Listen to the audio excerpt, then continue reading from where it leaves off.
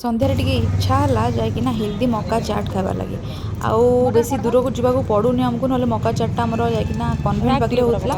ଏବେ ଜଣେ ନୂଆ କିନା ଜଣେ ମାନେ ଗୋଟେ କପଲ୍ ଖୋଲିଛନ୍ତି ଆମର ଯେଉଁ କଲେଜର ଆଗରୁ ଯେଉଁ ୱେଷ୍ଟ ହଷ୍ଟେଲ୍ ଥିଲା, ବଏଜ୍ ୱେଷ୍ଟ ହଷ୍ଟେଲ୍, ତା ସାମ୍ନାରେ ଖୋଲିଛନ୍ତି। ଆପଣ ଆସିନା କେବେ ଟ୍ରାଏ କରିବେ, ବହୁତ ବଢ଼ିଆ କିନା ସେମାନେ ବନାଉଛନ୍ତି। ଆଗରୁ ମୁଁ 2-3 ଥର ଖାଇଛି, କିନା ଭଲ ଲାଗିଲା ଠାରୁ ଆଜି ଆସିଲି ମୁଁ। ତ ଦେଖନ୍ତୁ ସେ ବଢ଼ିଆ ବନାଉଛନ୍ତି। ଆଉ ଆପଣ ଜାଣିଛନ୍ତି ଏଇଟା ବହୁତ ହେଲ୍ଦି ବି। ଗୋଟେ ମକାକୁ ବନେଇ ଦେଉଛନ୍ତି ସବୁ ପକେଇକିନା ଚାଟ୍। ତାର ମାନେ କଷ୍ଟ ହେଉଛି 30 ରୁପିସ୍। ଦେଖନ୍ତୁ ମୁଁ ଧରିକିନା ପଳେଇ ଆସିଲି।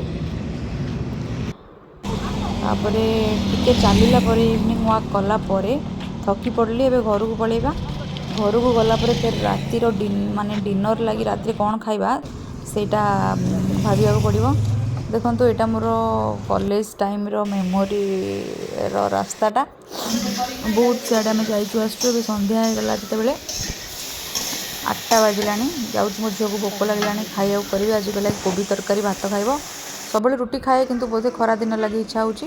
କୋବି ଦେଖନ୍ତୁ ଏଠି କଷି ସାରିଲିଣି ମୁଁ। ପାଣି ଦେଇକିନା ଟିକେ ସିଝିଗଲା ପରେ ତରକାରୀ ରେଡ଼ି ହେଇଯିବ। ସେ ତା'ର ଏଠି କାଣ୍ଡ କାରନାମା ଷ୍ଟାର୍ଟ କଲାଣି। ସେ ଅଟା ଚକଟି ଦେଲି, ଅଟା ମୁଁ, ସେ ବେଲିବ ଆଉ ମୁଁ ପରେ ସେକିବି ଆଜି। ଦେଖନ୍ତୁ ତେଢ଼ା ବଙ୍କା ମାନଚିତ୍ର କରି ଯାହା ବି ବେଲିଲା ମୋ ଝିଅ, ସେ ଠିକ୍ ଠାକ୍ ଫୁଲିଲା। ତରକାରୀ ଆମର ରେଡ଼ି ହେଇଯାଇଛି। ମୋ ଝିଅକୁ ଏଇଠି ଖାଇବାକୁ ଦେଇଦେଲି ଡିନର୍। ତା ଜେଜେମା ଖୁଆଇ ଦେଉଛନ୍ତି। ମୁଁ ତରକାରୀ ଆଣିକିନା ଆସୁଥିଲି, ବାଡ଼େଇ ହେଇଗଲା ଠାରୁ ଦେଖନ୍ତୁ ହାତରେ ମୋର ତରକାରୀ ପଡ଼ିକିନା ପୋଡ଼ିଯାଇଛି। ଆଉ ଶୁଭରାତ୍ରି।